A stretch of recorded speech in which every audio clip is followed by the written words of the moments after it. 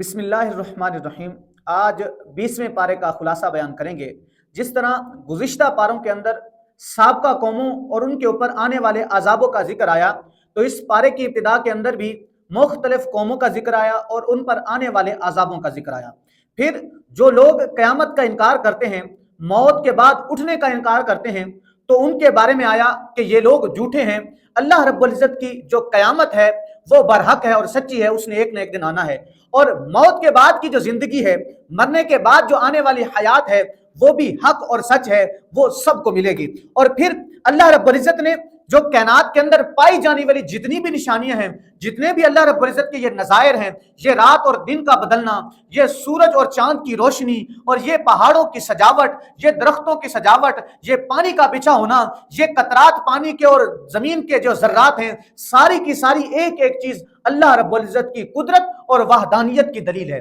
پھر اللہ رب العزت نے حضرت موسیٰ علیہ السلام کے قصے کو بڑے تفصیل کے ساتھ بیان کیا کہ اللہ رب العزت نے حضرت موسیٰ علیہ السلام کو بچپن میں کس طرح بچایا، پھر آپ کا فرعون کے گھر میں پلنا، آپ کا بچپنے سے جوانی کی پروان چڑھنا، پھر آپ کے خلاف فرعون کے دربار میں سازش کا بن جانا، پھر آپ کا دربار فرعون کو چھوڑ کے چلے جانا، مدین کی طرف ہجرت کرنا، پھر مدین پہنچ کے حضرت شعیب علیہ السلام کی بیٹیوں کی مدد کرنا، پھر حضرت شعیب علیہ السلام کا بیٹی کے ساتھ جو ہے ان کے نکاح ہونا، پھر نکاح کے بعد حضرت شعیب علیہ السلام سے اجازت لے کر جب واپس آ رہے تھے تو اللہ رب العزت کی طرف سے ان کو نبوت عطا کی گئی، اور نبوت عطا کرنے کے بعد اللہ رب العزت نے انہیں فرمایا کہ اب فرعون کے دربار میں جائیے، وہاں حق اور سچ کا پرچار کریے۔ پھر حضرت موسیٰ علیہ السلام واپس فرعون کے دربار میں آ گئے، اور آ کر یہاں پہ اللہ رب العزت کی وحدانیت کا ذکر کیا، اللہ رب العزت کی قدرت کا ذکر کیا، اور پیغام دیا کہ یہ فرعون خدا نہیں ہے، خدا وہ اللہ کی ذات ہے جو وحدہ لا شریک ہے۔ تو لوگوں نے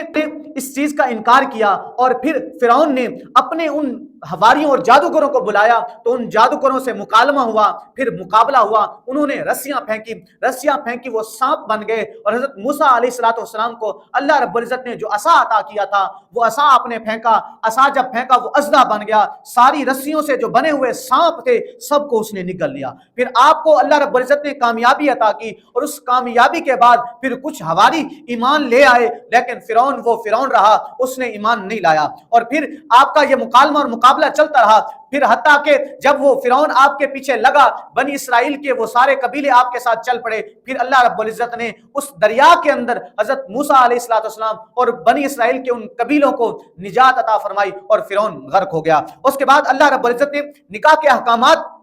ارشاد فرمائے، اور حضور علیہ السلام کو تسلی دی کہ آپ کے ساتھ یہ جو کفار ظلم و ستم کرتے ہیں، جو آپ کو جو ہے دکھ پہنچاتے ہیں، پہلے نبیوں کے ساتھ بھی اس طرح کرتے تھے۔ اور پھر اللہ رب العزت نے خوشخبری کے بارے میں فرمایا کہ جو ایمان لے آتا ہے، اچھے اعمال کرتا ہے، تو جنت کے لیے اس کے لیے جنت کے اندر باغات ہیں، جنت کی نعمتیں اللہ رب العزت نے انہیں بنا دی۔